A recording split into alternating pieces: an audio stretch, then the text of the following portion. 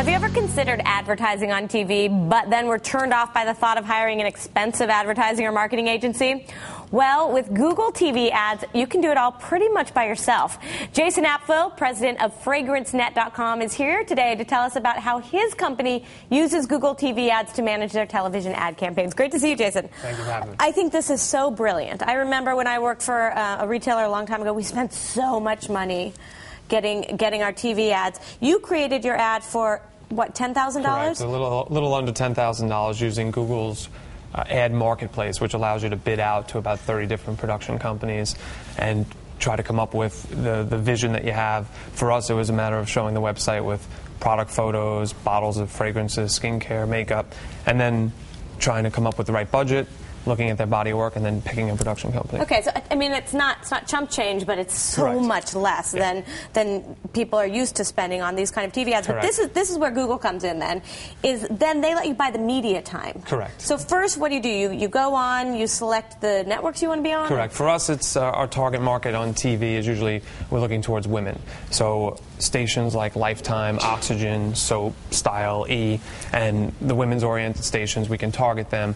Google's system actually lets you pick keywords like fashion, so you can look at the keyword for fashion and find Sex and the City and target the actual show, and it just gives you a lot of flexibility. So you're just checking off, saying, okay, Correct. I want SoapNet, but at this time I want. Great. That's okay, and then select your date range. So. Correct. You're selecting your date range. For us, it's we go heavy during the holidays: Christmas, Valentine's Day, Mother's Day, and Father's Day, obviously.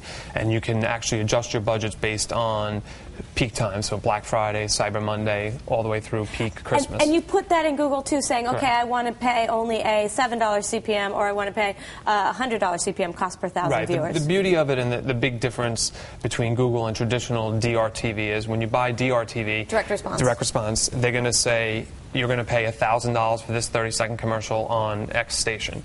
And the way Google works is you put in your daily budget for the station, you put in what you're willing to pay per 1,000 viewers, basically, and then it's a matter of how many people actually see the commercial. So if the commercial airs during a movie that's not popular, for instance, and only a few thousand people watch it, that ad may only cost you $80. Whereas traditional DRTV, you could spend $1,000 for that ad even if nobody's watching. So Google actually knows who's watching the ad. They can even tell you if someone saw only a portion of the ad.